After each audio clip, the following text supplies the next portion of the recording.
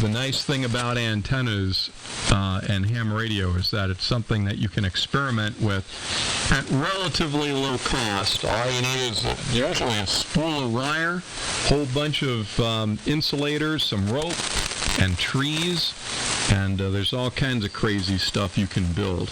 Again, with the emphasis on low cost. Very good learning experience. Clark, we had a really good question in the chat. Like, what's the like a typical startup cost for somebody who wants to start playing around with ham radios?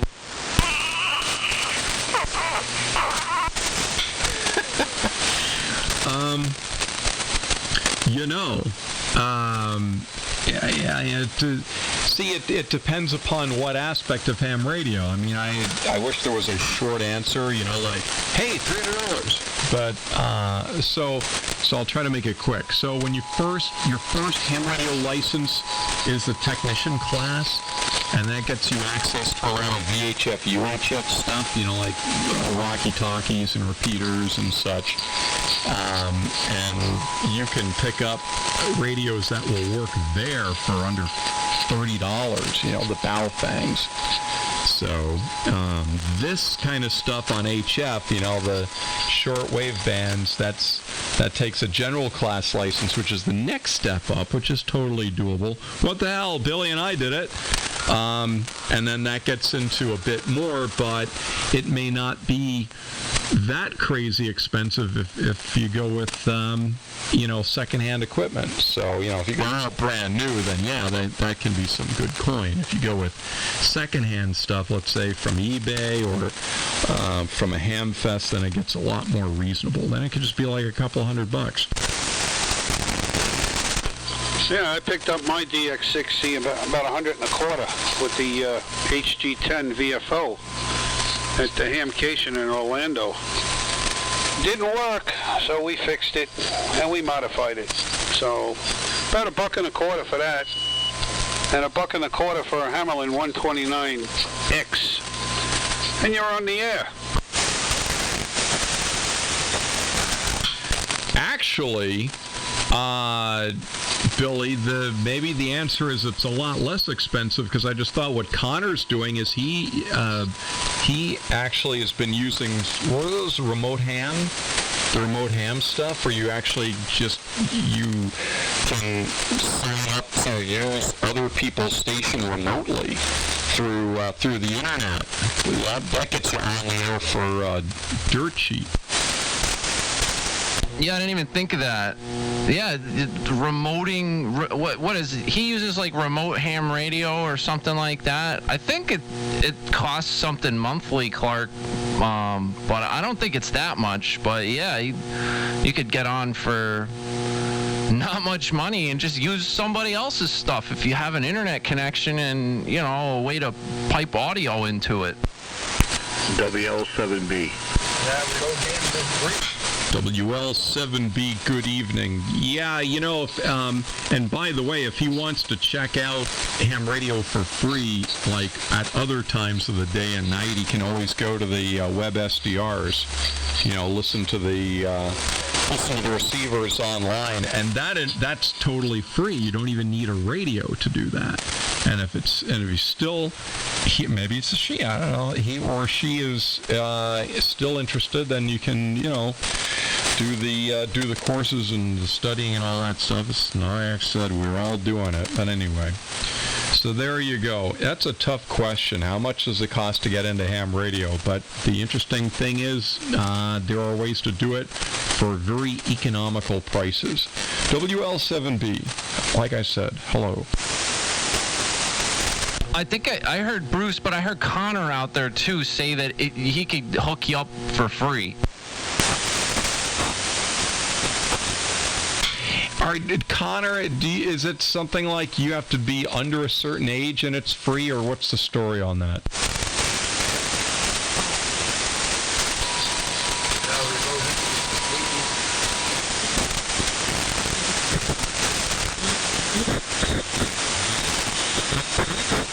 Was that Connor?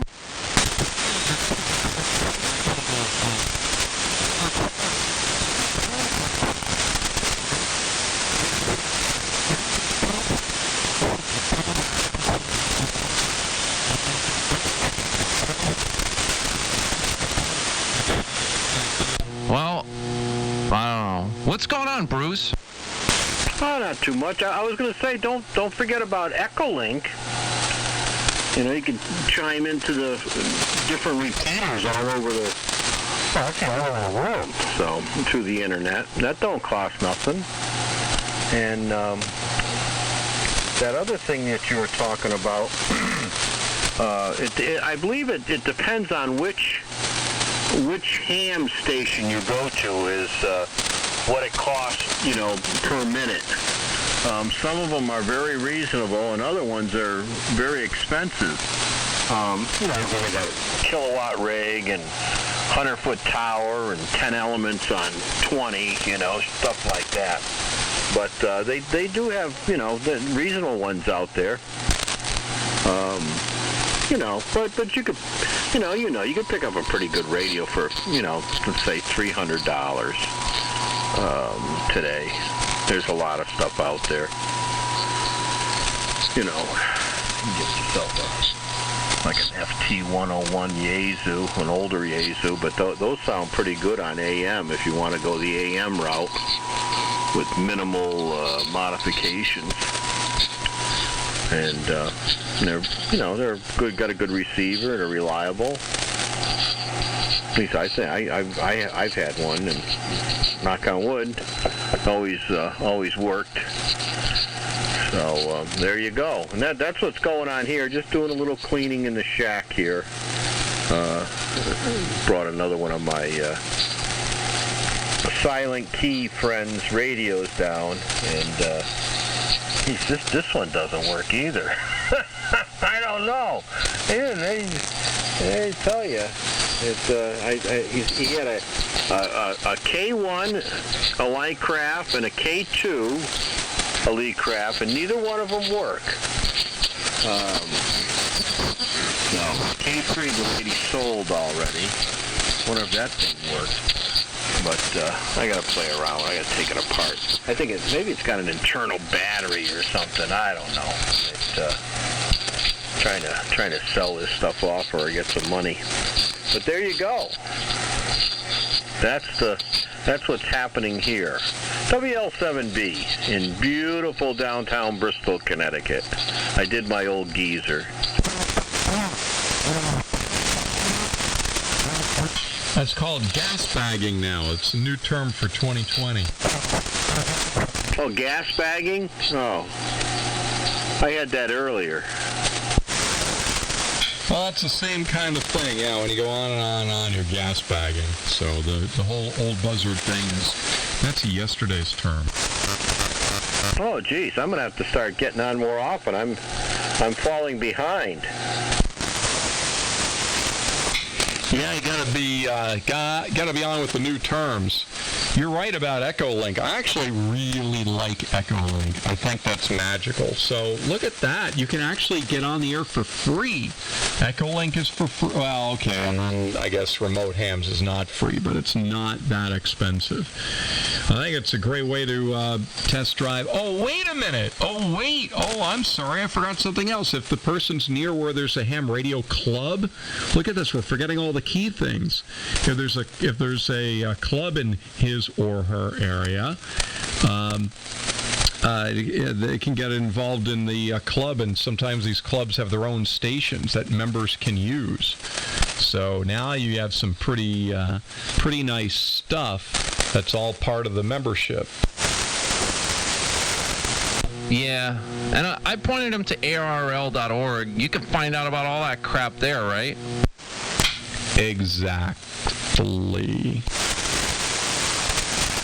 Yeah, because I'm having this conversation with you guys, just to keep it, you know, the FCC does a great job, wonderful people. W2BTK.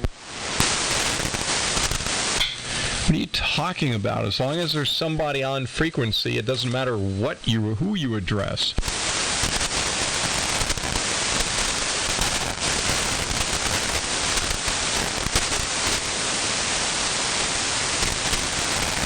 I could sit here and read a manual from Yaesu on the air. As long as you're there listening, that's fine.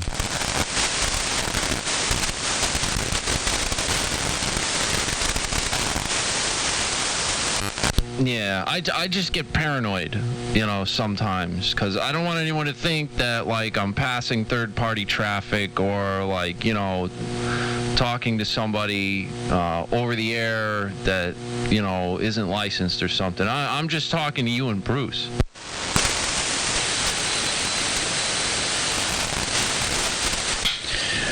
I think this has gotten a little out of hand in that context. What? Yeah.